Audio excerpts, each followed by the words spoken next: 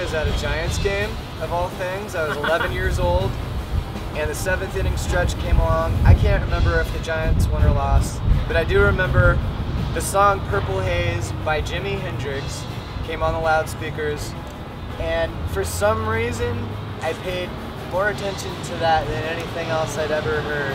I said, Dad, who's that playing? You know, and, he said, that's Jimi Hendrix.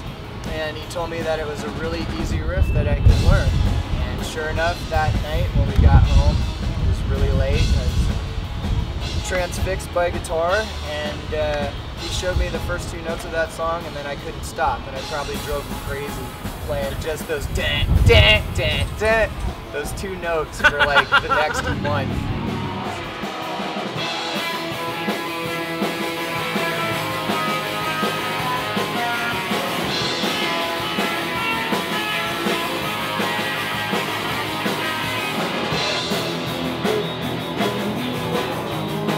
I started playing bass when I was like 15. My mom bought me a bass guitar for for Christmas, and you know, I just started playing on and off, just learning by ear, playing on like Misfits records, learning like the Pinky songs, and you know, notes and all that shit.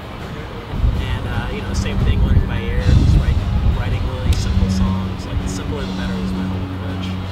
And then like a month ago, or at least a month and a half ago, I was trying to find somebody to join my space at Secret Studios, and these guys were probably going to do it, and then they didn't have a bass player, so they asked me to. You came to a show, and you're just like, you guys need a bass player. I'm like, yeah, we do, and I can do it. Well, I think it was more like, we should jam sometime, and we were thinking like, yeah, we should. We need that low end. No. Let's see what happens. And I joined the band, and like within 10 days, I learned enough songs for a set, and I played my first show within like the first week of being in the band.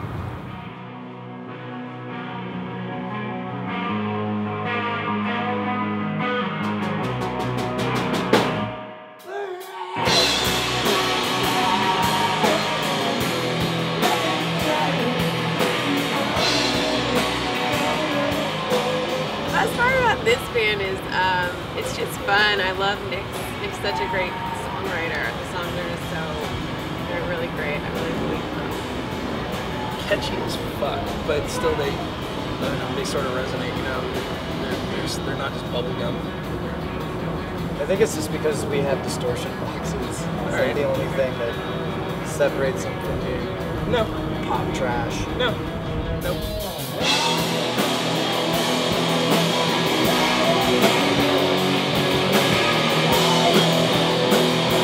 I learned how to play by covering Beatles and Nirvana and all the pop radio of the 90s, and Hendrix, the Beatles. Wait, I already mentioned them. Sorry, Steven. Hey, it's cool, man. Don't worry, you know. And I wrote my first really bad song about a girl who didn't like me, and I wish that she did. And she heard like 30 seconds of it once. I think I was trying to serenade her on the phone, and I heard it go click. Aww. Sorry. It's okay. Yeah, it was a tough moment.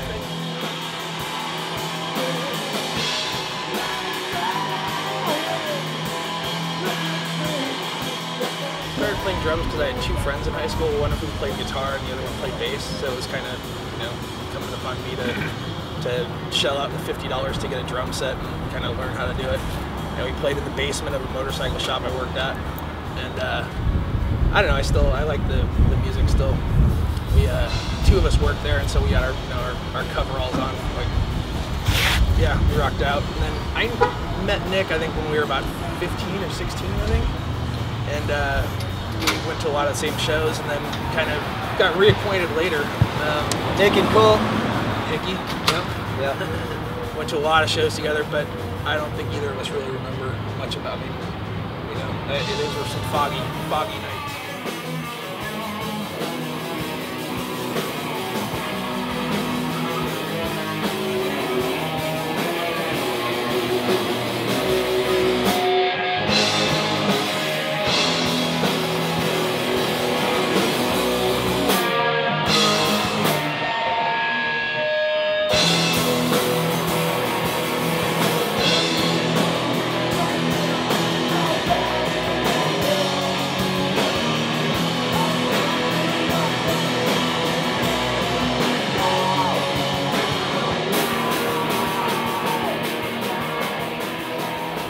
friend of ours was playing drums and got kind of caught up with life, as life does to people, and we had a show to play the next day, and it looked like it wasn't going to happen.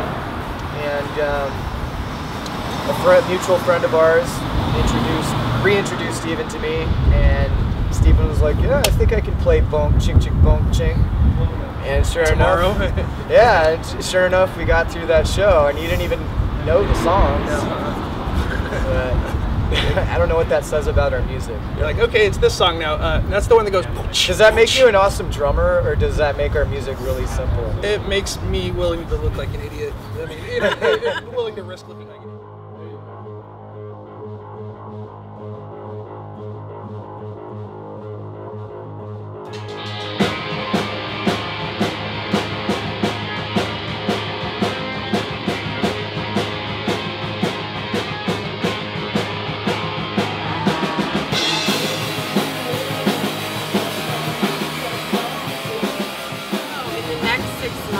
I hope to, put out a few EPs. You get some label support. I want to put out a 7-inch. Yeah. For sure. And then hopefully do some sort of touring, play down in LA, San Diego, up north. I want to go, all over the place, tour all over.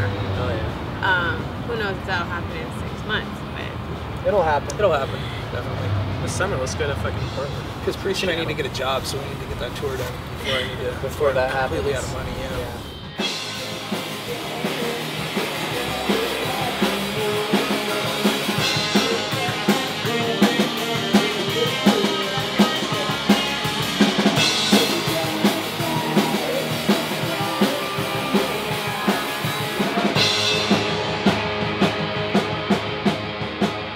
Heartbroken hard.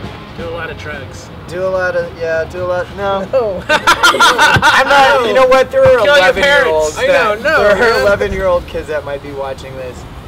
Don't Drugs do in drugs. moderation. Drugs are bad for you. In moderation. Well, okay, maybe. But, yeah, follow your heart, just don't listen to what other people say. Do it for yourself. Unless they Do know it what for they're yourself, because there's a lot of haters out there that will tell you what you like is crap. And if you start believing that, then you lose a part of yourself. And I think it's, especially in this day and age where everyone and their mother has a band or some kind of artistic project. I mean, people are becoming anonymous because of it. And I think more than ever we need people that have like some kind of new thing to say. Go ahead. Sorry. I'm being shy. All right.